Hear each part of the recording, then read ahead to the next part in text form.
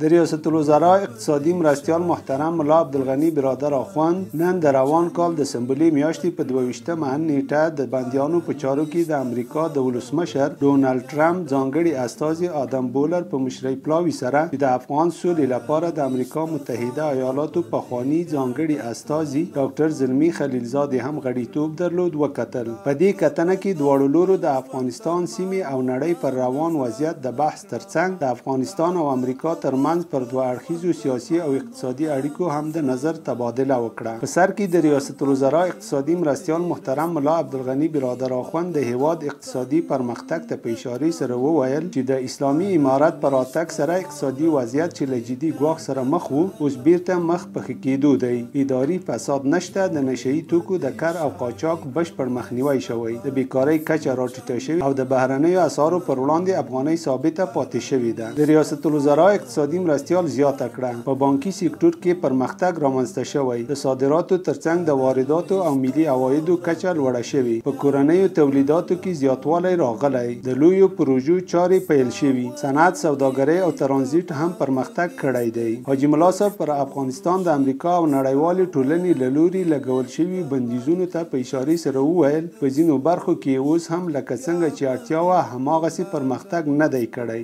لامل د امریکا او نړیوالې ټولنې له لوري په افغانستان اقتصادي بندیزونه دي. محترم ملا عبدالغنی برادر آخوند همدا راز وویل د اقتصاد محوره متوازن بهرني سیاست په غوره کولو سره پر دې توانیدلي چې له ځینو هیوادونو سره ښې سیاسي او اقتصادي اړیکې ولري. د ریاست الوزرا اقتصادي مرستیال په افغانستان کې د پانګونې د جذب لپاره د اسانه قوانینو جوړولو یادونه هم وکړه او ویې ویل د پانګونې جذب لپاره اسانه قوانین جوړ شوي او د شرعي اصولو په رڼا کې د هر چا حق او غوښتنې ته رسیدنه کیږي. محترم ملا عبدالغنی برادر آخوند زیاته کړه د برېښنا قانونو، زراعت، ترانسپورت، زیربناو، مخابراتو، ټکنالوژۍ او روغتیا ترڅنګ په ګڼو نورو سکتورونو کې پانګونه د افغانستان اړتیا ده او اسلامي امارت په دې برخه کې د کورنیو پانګوالو ترڅنګ بهرنیو پانګوالو ته هم د پانګونې زمینه برابره کړې ده. د حاجي ملا صاحب په خبره افغانستان پراخه طبیعي زیرمې لري او په دې برخه کې د پانګونې لپاره ښه زمینه برابره شوې ده. د بامیانو د حاجي ګک اوسپنې کان، د کټواز او هلمند نفتي حوزې، د هرات نفتي حوزه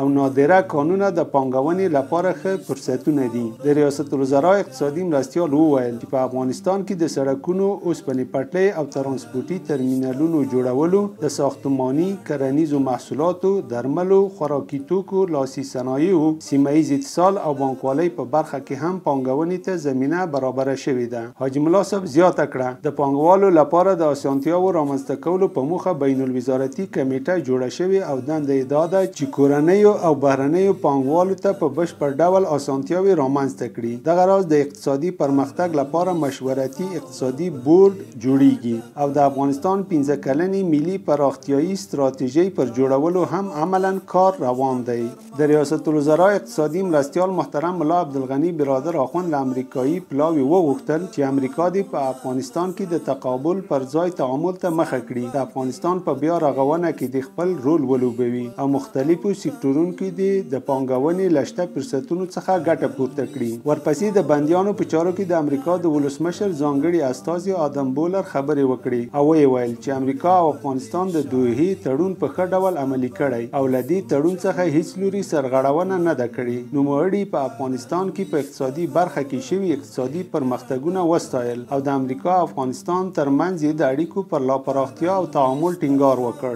آدم بولر د افغانستان او امریکا ترمنځ د بندي اتباعو موضوع ته په اشارې سره وویل چې دواړه هیوادونه به خپل زندانیان تبادله کړي. امریکایي پلاوي په افغانستان کې د اقتصاد په برخه کې خپل همکاري په ډاګه کړه او ویې ویل چې دوی چمتو دي په افغانستان کې پانګونه وکړي.